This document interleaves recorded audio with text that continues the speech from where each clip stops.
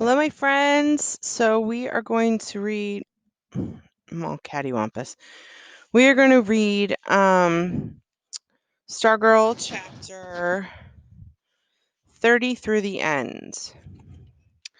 So it's chapter 30 through More Than Stars. Okay. As we idled, stunned and silent, in front of Dory Dilson's sign, Susan's parents came and retrieved her from Mr. McShane's car. As in all things, they did not appear especially surprised or emotional over what was happening. Susan seemed in a trance. She sat beside me, staring vacantly at the sign through the windshield. Her hand was no longer holding mine. I groped for words, but could not find them. When her parents came, she allowed herself to be led away. As she got out of the car, the silver plate slid from her lap and rang like a dying bell against the asphalt. Her father picked it up. I thought he would take it, but instead he leaned back into the back seat where I sat with a strange smile and gave it to me. I did not see her for the rest of the weekend. By Monday, she was Stargirl again. Floor-length skirt, ribbons in her hair, just like that. She went from table to table at lunchtime, passing out happy face cookies. She even gave one to Hillary Kimball. Hillary took off her shoe and used it like a hammer to smash the cookie on her table. Stargirl strolled among us, strumming her ukulele, asking for requests. Cinnamon perched on her shoulder. He was strapped into a tiny toy ukulele. She made her voice squeaky and kept her lips from moving, as if it was Cinnamon were serenading her with her. Dory Dilson, bless her, stood and applauded. She was the only one. I was too stunned to join her and too cowardly and angry and not wanting to show approval for her return to Stargirl. Most of the students didn't even look, did not even seem to listen. At the bell, as we left the lunchroom, I looked back. The tables were littered with cookies. Walking with her after school that day, I said, "I guess you're giving up, huh?" She looked at me. "Giving up on what?" "On being popular. On being, how could I say it?" She smiled. "Normal?" I shrugged. "Yes," she said firmly. "Yes? I'm answering your question. The answer is yes. I'm giving up on trying to be popular and normal." Her face and body language did not seem to match her words. She looked cheery and perky. So did Cinnamon, perched on her shoulder. "Don't you think maybe you should back off a little?" I said. "Don't come on so strong." She smiled at me. She reached out and brushed the tip of my nose with her fingertip. "Because we live in a world of them, right? You told me that once." We stared at each other. She kissed me on the cheek and walked away. She turned and said, "I know you're not going to ask me to the Octillo ball. It's okay." She gave me a smile of infinite kindness and understanding, the smile I had seen her aim at so many other needy souls. And at that moment, I hated her. That very night, as if he were playing a scripted role, Kevin called me and said, "So who you taking to the Octillo Bowl?" I dodged. "Who are you taking?" "I don't know," he said. "I don't either."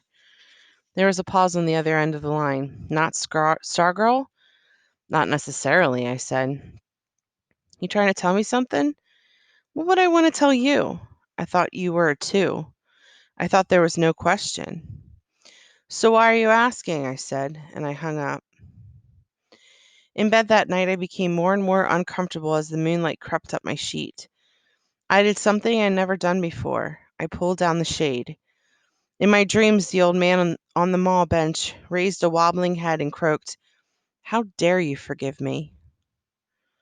The next morning, there was a new item on the plywood Roadrunner, a sheet of white paper. At the top, it said, sign up here to join the new musical group, the Yuki Dukes. No experience necessary." There were 2 numbered columns for names, 40 in all. By the end of the day, all 40 were filled in, with names such as Minnie Mouse and Darth Vader and the Swamp Thing. The principal's name was there, too, and Wayne Parr and Dory Dilson. "Did you see?" said Kevin. "Somebody wrote in Parr's name." We were in the studio control room. It was May, and our hot seats were over for the year. But on some days we still gravitated to the studio after school. I said. He stepped up to a blank monitor, studied his reflection. So I didn't see your name on the list. Nope. You don't want to be an ookie doke? Guess not. We fiddled with the equipment for a while. Kevin walked out onto stage. He flipped a switch. His mouth moved, but I couldn't hear. I held the soft pad of a headphone against my ear. His voice seemed to come from another world. She's turning goofy again, isn't she? Worse than ever. I stared at him through the glass. I put down the headphone and walked out. I understood what he was doing. He had decided that it was now okay to say bad things about Stargirl. Permission to do so must have come from my behavior. Apparently, the first to read me was Stargirl herself. I still felt the sting from her remark about the Octillo ball. Was I that obvious? Classrooms, hallways, courtyards, lunchroom, everywhere I went I heard her disparaged, mocked, slurred. Her attempt to become popular, to be more like them, had been a total failure. If anything, they detested her more now, and they were more vocal about it around me. Or was I just listening better? She and Dory Dilson, the only Yuki Dukes, did a duet in the courtyard one day after school. Stargirl strummed the ukulele and they both sang Blue Hawaii. Clearly, they had been practicing. They were very good. They were also very ignored. By the end of the song, they were the only two left in the courtyard. The next day, they were there again. This time, they wore sombreros. They sang Mexican songs. Chilito lindo, vea con Dios, my darling. I stayed inside the school. I was afraid to walk on past them, as if they weren't there. I was equally afraid to stand and listen. I peeked from a window. Stargirl was doing her best imitation of a flamenco. The click of castanets came through the window pane. Students walked past, most of them not even glancing her way. I saw Wayne Parr and Hillary Kimball go past, Hillary laughing out loud, and Kevin, and the basketball guys. I realized now that the shunning would never end, and I knew what I should do. I should go out there and stand in front of them and applaud. I should show Stargirl that the world that I wasn't like the rest of them, that I appreciated her, that I celebrated her, and her insistence on being herself. But I stayed inside. I waited until the last of the students had left the courtyard, and Stargirl and Dory were performing for no one. To my surprise, they went on and on. It was too painful to watch. I left the school by another door. 31. As she had predicted, I did not ask her to the Octillo ball. I did not ask anybody. I did not go. She did. The ball took place on a Saturday night in late May on the tennis courts of the Micah County Country Club. When sunset was down to a faintly glowing ember in the west and the moon rose in the east, I went forth on my bicycle. I coasted by the club, festooned with Cantonese lanterns. The ball in the distance looked like a cruise ship at sea. I could not identify individuals, only stirrings of color. Much of it was powder blue. The day after Wayne Parr said he had chosen powder blue for his dinner jacket. 3/4 of the boys ordered the same from Tuxedo Junction. Back and forth I cruised in the night beyond the lights. Music reached my ears as random peeps. The desert flowers so abundant in April were dying now. I had the notion that they were calling out to each other. I cruised for hours. The moon rose into the sky like a lost balloon. Somewhere in the dark shapes of the Marsacopas, a coyote howled. In the days and weeks and years that followed, everyone agreed. They had never seen anything like it.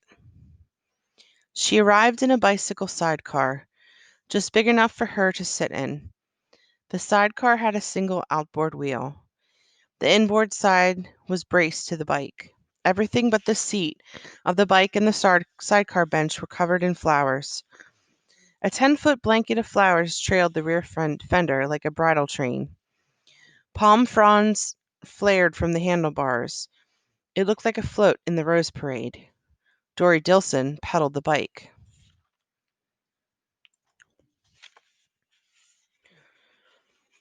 Eyewitnesses later filled in what I could not see. Parents, cameras flashing, floodlights making a second day as the gorgeous couples disembarked from the limos and borrowed convertibles and promenade to the festive courts. Showers of applause. Suddenly, the flashing stops. The floodlights dim, and a hush falls over the crowd. A particularly long white limo rolls away from the entrance. Here comes his three-wheeled bouquet. The driver, Dory Dilson, wears a tailed white tuxedo and a tall silk hat, but it's her passenger who rivets the crowd. Her strapless gown is a bright, rich yellow as if pressed from buttercups. There must have been one of those hooped contraptions underneath, for the skirt billows outward from her waist, like an upside-down teacup. Her hair is incredible. Descriptions clash. Some say it's the color of honey, some say strawberries. It fluffs like meringue high upon her head. It's a wig. No, it's all hers. Both sides are certain. Earrings dangle. They are little silver somethings, but what? They are partly obscured by falling ringlets. Many answers are offered. The most popular is monopoly pieces, but this will prove to be wrong. From a rawhide string around her neck dangles a white, inch-long banana-shaped fossil identifying her as a member in good standing of the Loyal Order of the Stone Bone. While others wear orchids, the corsage on her wrist is a small sunflower, or a huge black-eyed Susan, or some sort of daisy, no one's sure, except that the colors are yellow and black. Before proceeding, she turns back to the bicycle and bends over a small basket hanging from the handlebars. The basket, too, is covered with flowers.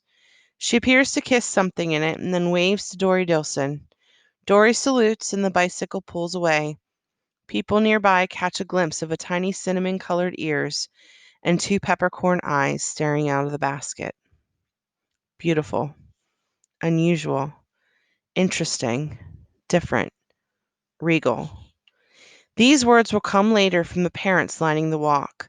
For now there are only stairs as she makes her way from the entrance to the hall. Someone recalls a single camera flashing, but that's it. She's no one's child. She's the girl they've heard about. As she passes by, she makes no attempt to avoid their eyes. On the contrary, she looks directly at them, turning to one side and then the other, looking into their eyes and smiling as if she knows them, as if they've shared grand and special things. Some turn aside, uneasy in a way they cannot account for. Others feel suddenly empty when her eyes leave theirs. So distracting, so complete is she that she is gone before many realize she had no escort. She was alone, a parade of one. Perched on my bike in the distance, I remember looking up and seeing a torrent of stars as we call the Milky Way. I remember wondering if she could see them too, or were they lost in the light of the lanterns? The dancing took place on the center tennis court, which had been covered with a portable parquet floor. She did what everyone else did at the ball. She danced. To the music of Guy Greco and the Serenaders, she danced the slow dances and the fast ones. She spread her arms wide and threw back her head and closed her eyes and gave every impression of thoroughly enjoying herself. They did not speak to her, of course, but they could not help looking over their shoulders of their dates. She clapped at the end of every number. She's alone, they kept telling themselves, and surely she danced in no one's arms, yet somehow that seemed to matter less and less. As the night went on, and clarinet and coyote call mingled beyond the lantern light, the magic of their own powder blue jackets and orchids seemed to fade. And then it came to them in small sensations that they were more alone than she was. Who was the first to crack? No one knows. Did someone brush against her at the punch table? Pluck a petal from her flower? One was missing. Whisper, "Hi." This much is certain. A boy named Raymond Studemaker danced with her. To the student body at large, Raymond did not have enough substance to trigger the opening of a supermarket door. He belonged to no team or organization. He took part in no school activities. His grades were ordinary. His clothing was ordinary. His face was ordinary. He had no detectable personality. Then as a minute, he appeared to lack the heft to carry his own name. And, in fact, when all eyes turned to him on the dance floor, those who came up with a name for him frowned at his white jacket and whispered, Raymond something. And yet there he was, Raymond something, walking right up to her. It came out later that his date had suggested it. And speaking of her, and speaking to her, and then they were dancing. Couples steered themselves to get a better look. At the end of the number, he joined her in clapping and returned to his date. He told her the little silver earrings looked like little trucks. Tension rose. Boys got antsy. Girls picked at their corsages. The ice shattered. Several boys broke from their dates. They were heading her way when she walked up to Guy Greco and said something to him. Guy Greco turned to the serenaders. The baton flashed, and out came the sounds of that old teen dance standard, the bunny hop. Within seconds, a long line was sneaking across the dance floor. Stargirl led the way. And suddenly it was December again, and she had the school in her spell. Almost every couple joined in. Hilary Kimball and Wayne Parr did not. The line curled back and forth across the netless tennis courts. Stargirl began to improvise. She flung her arms to a make-believe crowd like a celebrity on parade. She waggled her fingers at the stars. She churned her fists like an egg beater. Every action echoed down the line behind her. The 3 hops of the bunny became 3 struts of vaudeville vamp, then a penguin waddle, then a tippy-toed priss. Every new move brought new laughter from the line. Then Guy Greco ended the music. Howls of protest greeted him. He restruck the downbeat. To delighted squeals, Stargirl led them off the parquet dance floor into the other courts, and then through the chain-link fence and off the tennis courts altogether. Red carnations and wrist corsages flashed as the line headed into the practice putting green of the golf course. The line doodled around the holes, in and out of side pools and lantern light. From the dance floor it seemed to be more than it was. 100 couples, 200 people, 400 dancing legs seemed to be a single festive flowery creature, a fabulous millipede. And then there was less and less to see as the head vanished and the rest curled through the fringe of the light and followed, like the tail of a powder blue dragon, into the darkness. One girl in chiffon had a tiff with her date and ran off toward the first tee, calling, Wait for me! She looked like a huge mint green moth. The voices came in clearly from the golf course. The laughing and yelping make a raucous counterpoint to the metronomic talk, talk, talk of the bunny's never-ending hop. Once in the light of the quarter moon, they appeared in a silhouette on a domed, distant green, like figures dancing in someone's dream. And then quite suddenly they were gone.